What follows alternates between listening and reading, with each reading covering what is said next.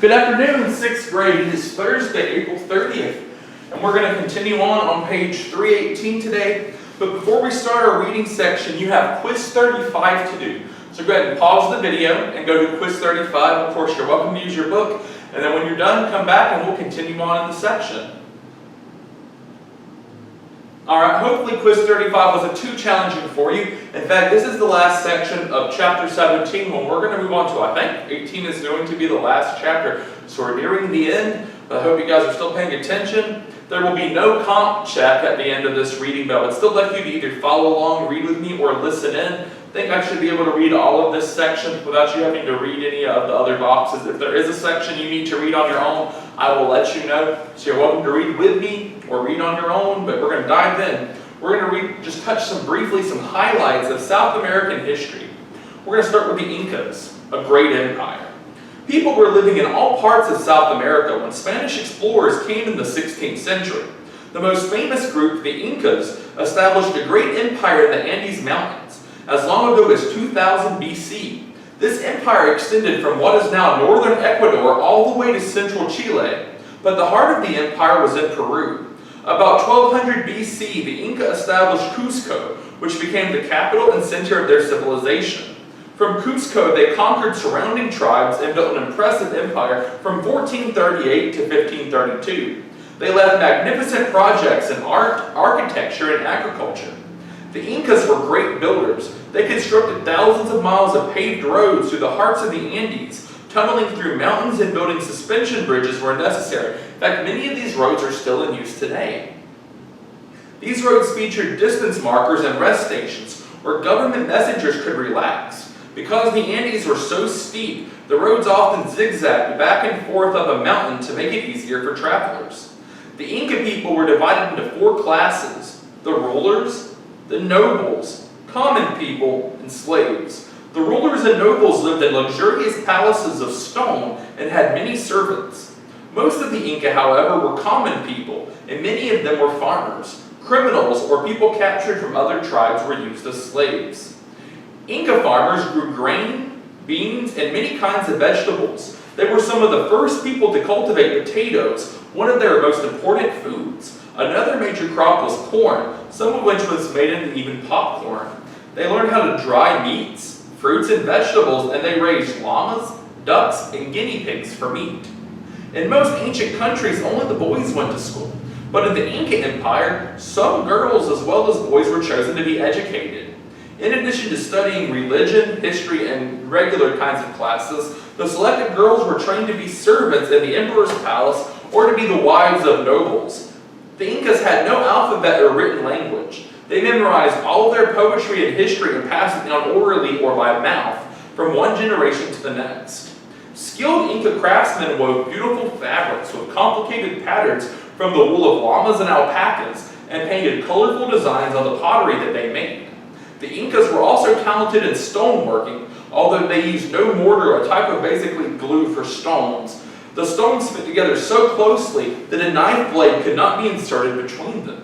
Silver, copper, bronze, and especially gold were refined and fashioned into eating utensils, pieces of jewelry, and other items. The Spanish discovered the Inca Empire in 1532. Francisco Pizarro, a Spanish conquistador in search of gold and glory, kidnapped the Inca ruler Atahualpa and held him for ransom.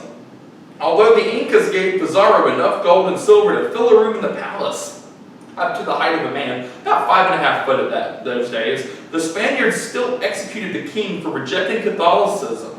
Between 1532 and 1569, there were various uprisings among the Incas. And finally, in 1569, the Spaniards utterly defeated the Inca Empire. Today, the Incas do not exist as a nation, but a number of people can still trace their ancestry back to the time before Pizarro. Many Peruvians still speak Quechua, the Inca language. After Christopher Columbus discovered the New World in 1492, Spain and Portugal agreed to split South America. Spain claimed the western part of the continent, and Portugal claimed the east, which eventually became the modern country of Brazil. And this explains why Brazil is the only nation in the Western Hemisphere whose national language is Portuguese. In 1500, the Portuguese navigator Pedro Álvares Cabral discovered and claimed Brazil for Portugal. Between 1497 and 1503, Amerigo Vespucci explored the coast of Brazil, Uruguay, and Argentina. He was the first to realize that this land was not Asia, but a new world entirely. In 1507, a German mapmaker suggested that the New World be named America in honor of Amerigo Vespucci.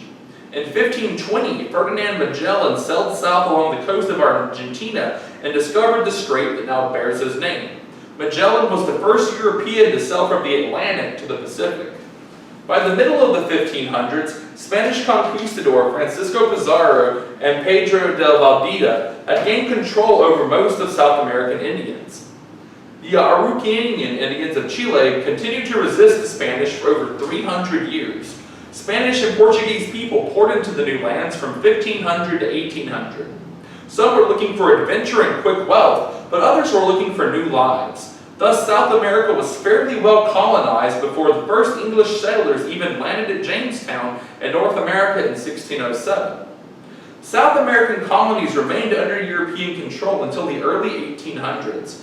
First, Paraguay declared its independence in 1811, then José de San Martin led his native Argentina and Peru in their revolts against Spain. He also helped Bernardo O'Higgins gain independence for Chile. The most famous patriot in South America's struggle for independence, however, was Simon Bolivar, who has been called the George Washington of South America. Born in Venezuela and educated in Europe, Bolivar returned to South America after school and joined the fight for independence from Spain. Bolivar gave his own money to feed and clothe his troops. He crossed the Andes and freed Colombia, Venezuela, Ecuador, and part of Peru. The part of Peru that he freed became a separate country named Bolivia in his honor. By 1830, all of South America but the three Guyanas, modern Guyana, Suriname, and French Guiana, were free of European rule. Before Europeans came to Latin America, the native Indians worshipped anything they could not understand: the sun, the moon, animals, trees, and water. The Spanish and Portuguese explorers brought Catholic priests who converted many South Americans to Catholicism, often at the point of a sword, though. For many centuries, the Bible was almost an unknown book in South America. The Indians often accepted the outward form of Catholicism and combined it with their own pagan worship. Today, between 80 and 90% of Latin Americans are Roman Catholic.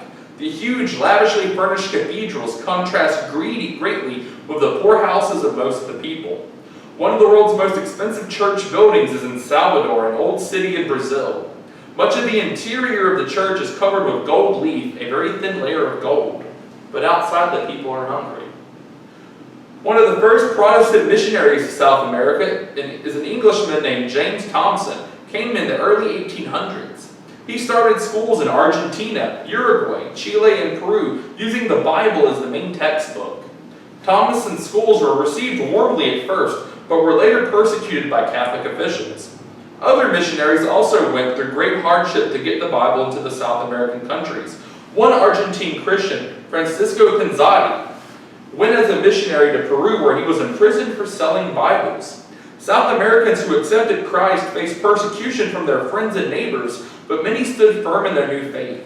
By 1900, there was a Protestant witness in every country of South America.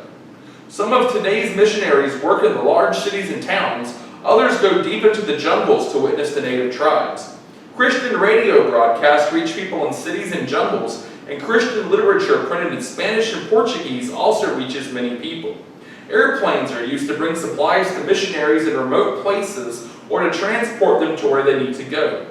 Despite missionary efforts, the people of South America and other Latin American countries have had very little success in access to the Bible. In 1942, Latin American scholar Dr. W. Stanley Rycroft wrote the following: "A truly great civilization can be built only on a spiritual foundation.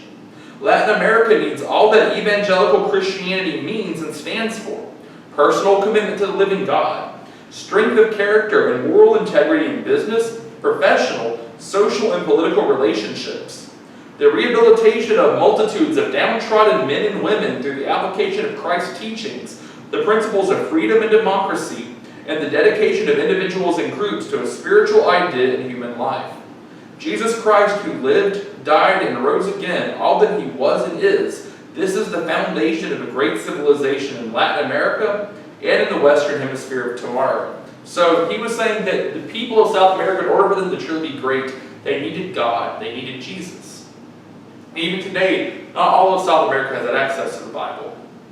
But that concludes today's lesson. Remember, no comp check today, and we're going to finish up tomorrow on Friday with a pretty brief reading through the book. But after that, you guys will enjoy your weekend. But before that, I will see you tomorrow on Friday.